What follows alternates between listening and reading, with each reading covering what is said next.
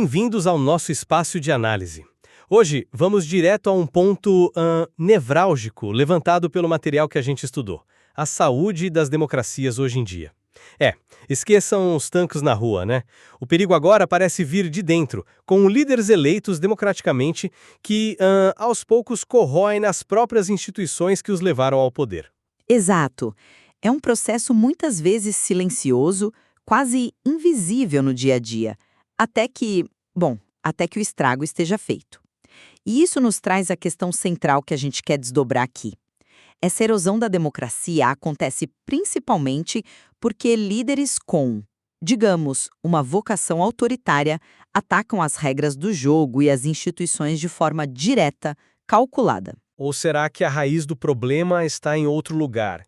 Talvez na fragilidade do próprio sistema, na falha das elites políticas, dos partidos aqueles que deveriam ser os guardiões, do sistema, em barrar figuras extremistas e em defender as normas não escritas que fazem a democracia funcionar no dia a dia. A minha perspectiva, que eu vou defender aqui, é que o motor principal dessa crise é sim a ação desses líderes que rejeitam abertamente as regras democráticas. E eu vou argumentar que o ponto crucial é justamente o contrário. O enfraquecimento dessas grades de proteção informais, as normas de respeito mútuo, de autocontenção e a omissão desses guardiões, que, seja por cálculo ou por fraqueza, acabam deixando a porta aberta para quem quer destruir o sistema por dentro. Vamos usar, claro, os casos e a análise do material como base para essa nossa conversa. Olha, para mim, a chave está em quem puxa o gatilho, entende? A deterioração democrática é um projeto ativo, conduzido por líderes que usam o voto para chegar ao poder, mas que mostram sinais bem claros de autoritarismo. A análise que a gente fez identifica um checklist, bem direto, 4 sinais de alerta. Primeiro, desrespeito às regras do jogo democrático, mesmo que disfarçado. Segundo, tratar oponentes como inimigos ilegítimos, Terceiro, ser conivente com a violência ou até, em alguns casos, incentivá-la. E quarto, mostrar disposição para limitar direitos básicos, como a liberdade de imprensa. Isso não é teoria abstrata, são sinais práticos. A gente viu isso acontecer mundo afora. Fujimori no Peru atacando elites, capturando o judiciário e depois, fechando o Congresso. Chávez na Venezuela usando uma linguagem agressiva contra opositores e controlando a Suprema Corte. Erdogan na Turquia perseguindo jornalistas. Justiça. Eles usam as ferramentas da democracia, eleições, leis, o poder do cargo, justamente para implodi-la. A ação deliberada está neles. Entendo o seu ponto sobre a ação dos líderes, mas a questão que fica para mim é: por que agora? Quer dizer, por que esses líderes conseguem avançar onde outros no passado foram barrados? Pessoas com tendências autoritárias sempre existiram, né? A análise que temos em mãos sugere que a diferença fundamental está na resistência do sistema, nas tais grades de proteção. E aqui não falamos só das leis escritas na Constituição, mas principalmente das normas informais, das regras não ditas. 2 são vitais: a tolerância mútua, ou seja, aceitar que seu adversário político tem o direito de existir, de competir e, sim, de governar se vencer. E a reserva institucional, que é basicamente a ideia de autocontenção, de não usar todo o poder legal que você tem de uma forma que destrua o espírito colaborativo do jogo. É como na pelada do fim de semana, né? Se todo mundo começar a dar carrinho por trás só porque a regra não proíbe explicitamente, o jogo acaba. Historicamente, quem garantia essas normas eram os partidos e as elites políticas, os tais guardiões que filtravam candidatos extremistas. Nos Estados Unidos, nomes como Henry Ford ou George Wallace, apesar de populares, foram contidos pelos partidos. Na Europa, a gente viu coalizões se formando para isolar radicais, como na Áustria mais recentemente ou na Bélgica lá nos anos 30. O que vemos hoje, e a ascensão de Trump é um sintoma claro disso, é o colapso dessas normas e a falha desses guardiões, muitas vezes por causa de mudanças nas regras internas dos partidos e principalmente por uma polarização extrema que torna a defesa das normas algo politicamente muito arriscado. Certo. Concordo que os guardiões são importantes, mas vejo a dinâmica de forma um pouco diferente. Eu não acho que líderes como Trump simplesmente se aproveitaram de uma fraqueza que já estava lá. Eles criaram parte dessa fraqueza, atacaram ativamente as normas e atropelaram os guardiões restantes. Veja o uso das novas mídias. Trump contornou os filtros da imprensa tradicional e dos líderes partidários usando Fox News, redes sociais, falando direto com uma base já polarizada e mobilizada. A análise da nomeação dele em 2016 mostra exatamente como ele implodiu o que chamam de primária invisível, onde o apoio das lideranças do partido era decisivo. Os guardiões falharam. Sim, falharam. Mas essa falha foi em grande parte uma reação à estratégia agressiva de Trump, que tornou a resistência a ele dentro do Partido Republicano algo quase suicida politicamente. Ele meio que reescreveu as regras da disputa de poder ali dentro. A grande abdicação republicana. Eles normalizaram a candidatura dele por puro cálculo político, medo de perder a base, vontade de ganhar a eleição a qualquer custo. As estruturas partidárias e as normas de respeito mútuo já vinham se deteriorando antes dele aparecer. A polarização imensa, que vem crescendo há décadas nos Estados Unidos, alimentada por questões raciais, culturais, pelo realinhamento dos partidos pós-luta pelos direitos civis, tudo isso criou um ambiente perfeito.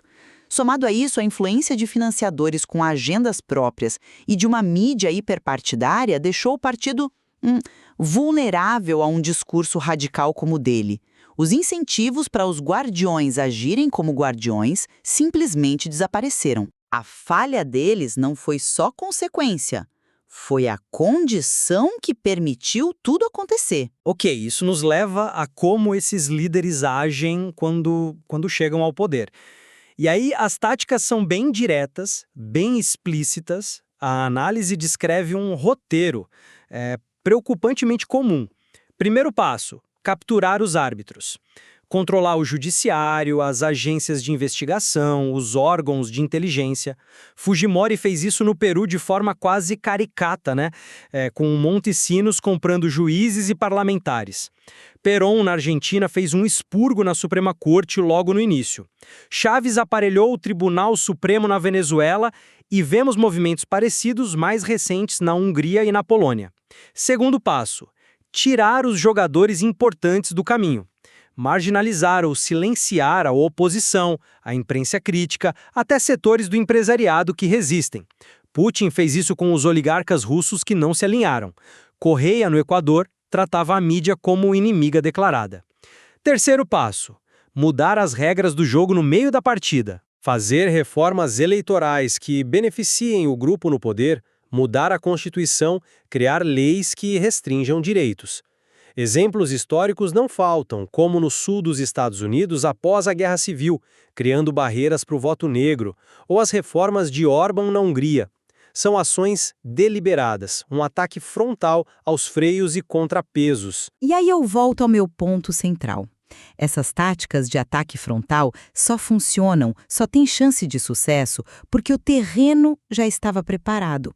As normas de reserva institucional e tolerância mútua, o respeito ao adversário e a autocontenção já estavam em frangalhos. A análise chama atenção para o jogo duro constitucional. O que é isso? É usar as brechas da lei, as prerrogativas do cargo, até o limite, de uma forma que viola o espírito de cooperação democrática. Isso vem antes do ataque final do líder autoritário. Pense no uso exagerado de obstrucionismo no Senado americano, impedindo o governo de funcionar. Ou presidentes governando por decreto excessivamente. Impeachments que parecem mais vingança partidária do que um processo sério. A recusa em sequer analisar nomeações importantes, como aconteceu com Merrick Garland para a Suprema Corte dos Estados Unidos. Tudo isso cria um ciclo tóxico. Um lado acusa o outro de destruir a democracia, então se sente justificado a usar táticas igualmente agressivas. A confiança vai para o espaço, a legitimidade das instituições se corrói. É uma morte lenta, gradual, que muitas vezes passa despercebida.